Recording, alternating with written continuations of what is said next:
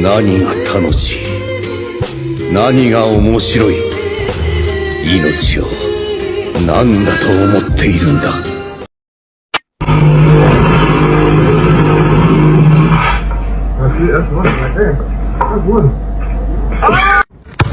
Oh wait, dude, I think I'm gonna tear something. I'm gonna tear that ass up. Encima. Hey, do you wanna go swimming?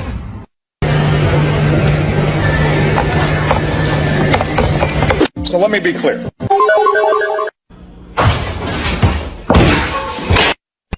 Any last words? None.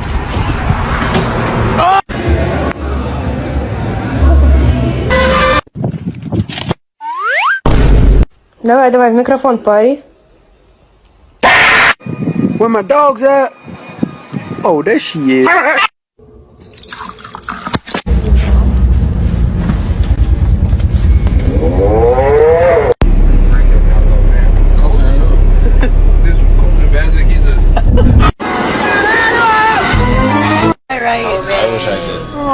What do I write? Good looks. Top of the day.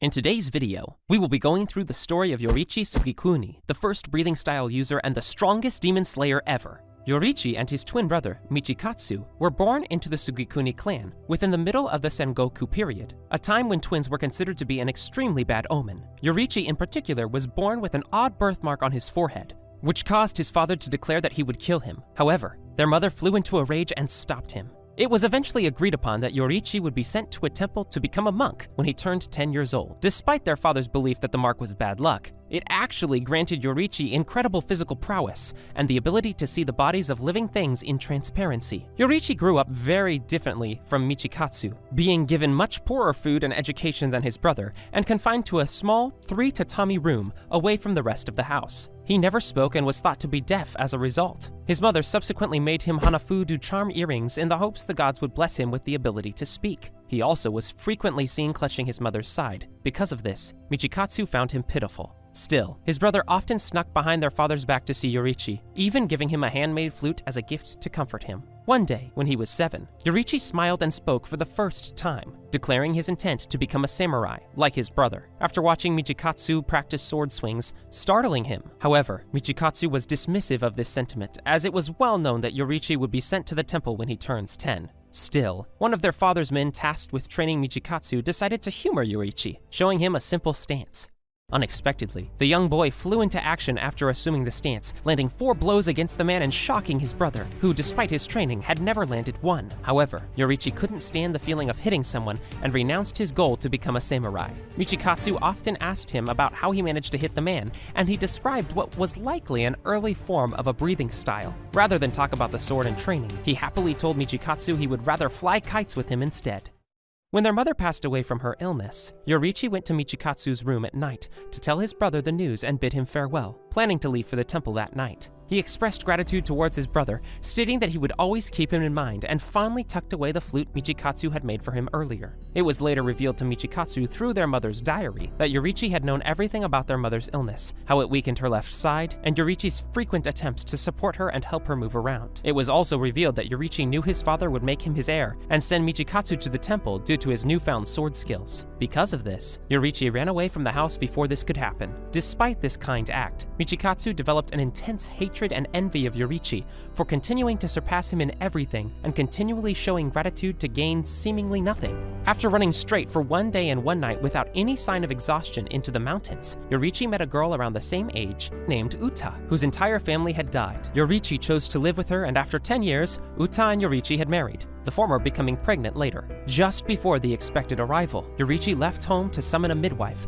promising his wife to be back before the sunset. On his way, Yoriichi had helped an old man and lost so much time that he decided to return home and summon a midwife the next day. By then, the sun had already set. When he finally arrived home, he found that Uta and the unborn child were killed by a demon. The tragedy shocked Yoriichi so much that he held her corpse in his arms for 10 days straight and only buried them after a pursuing demon slayer encouraged him to do so.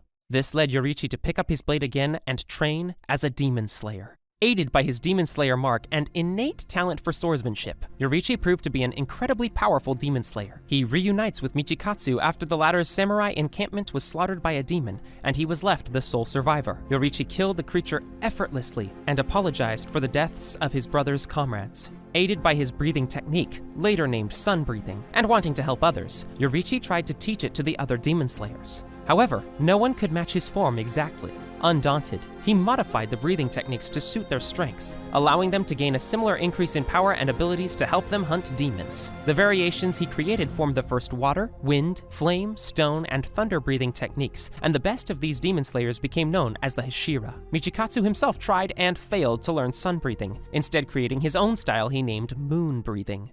Soon, Yoriichi encounters Muzan Kibutsuji, the progenitor demon and mortal enemy of the Demon Slayers, accompanied by Tamayo. Upon meeting him, Yoriichi felt his rampant malicious intent, likening it to boiling magma from a volcano ready to consume everything. It was then he reasoned he was born with the skills and talent to defeat Muzan once and for all. Muzan stated that he had lost interest in swordsmen who employ breathing techniques and performed long sweeps of his arms to outright kill Yoriichi. He dodged them, but instantly realized any of those attacks would be fatal and felt fear for the first time. Seeing into the transparent world, Yoriichi discerned Muzan had 7 hearts and 5 brains that changed position within his body. Seeing his chance, he combined all his forms into a single attack, cutting through them all and overpowering Muzan completely. Muzan was left in disbelief at his inability to regenerate. While struggling to keep his head attached, Yoriichi asked him what he felt was the value of life, but didn't receive an answer. Instead, he turned to Tamayo, but was surprised to see her looking at her master's dismembered body with a hopeful gleam in her eyes.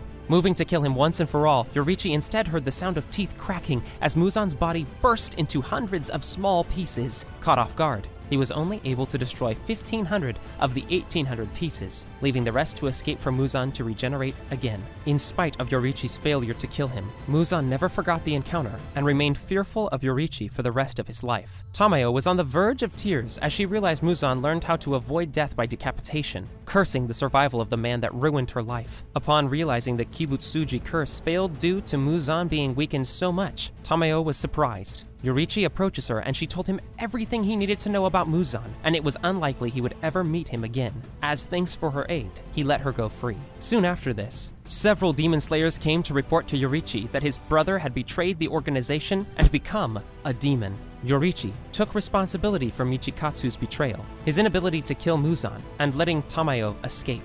The other demon slayers demanded he kill himself as penance, but the newly appointed Oyakata prevented him from doing so, allowing him to leave in banishment.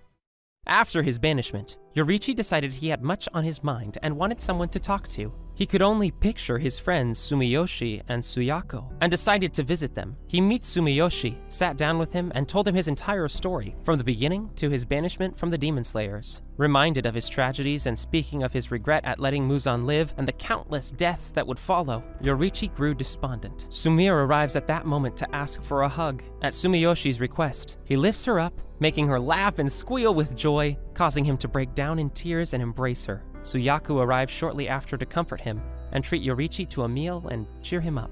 While with the Kamados, Yoriichi would be asked to perform the sun-breathing's forms. He kindly did so, performing all the moves with such grace he was likened more like a spirit than a human. Sumiyoshi would watch this demonstration intently and keep them in his memories. On his last night, despite being told he was welcome at any time, Yoriichi gave Sumiyoshi his own Hanafuda earrings. Sumiyoshi and Suyako realized that this was going to be the last time he will ever see them. Overcome with emotion, Sumiyoshi called out to Yoriichi as he walked away, calling him to stop.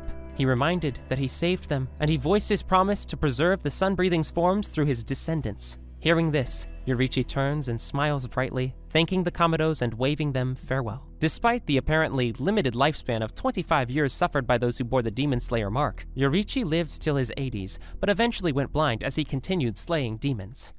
On the last day of his life, he would personally confront Michikatsu, now known as Kokushibo, and Muzan's strongest lieutenant as upper rank 1 of 12 Kizuki. Devastated at what his brother had become, he cried, and Kokushibo could only show disgust that his younger brother was old, but still alive despite having the mark. In spite of his love for him, Yoriichi knew he had to kill him and prepared to strike. Kokushibo's disgust turned to fear upon seeing that Yorichi still was the same capable and powerful warrior from before. He told his brother when he was to attack and soon struck, slicing through his neck without Kokushibo able to even draw his blade. Angered at being surpassed again, Kokushibo waited for the next attack. Unfortunately, it never came. Yorichi passes from old age untouched. Angered that his one chance at a fair battle is gone, and the man who nearly killed Muzan and him is now dead and undefeated forever, Kokushibo would strike at his brother's corpse in scorn, only to realize Yorichi carried the flute he gifted to him when they were both still children. Unable to sever his connection with Yorichi,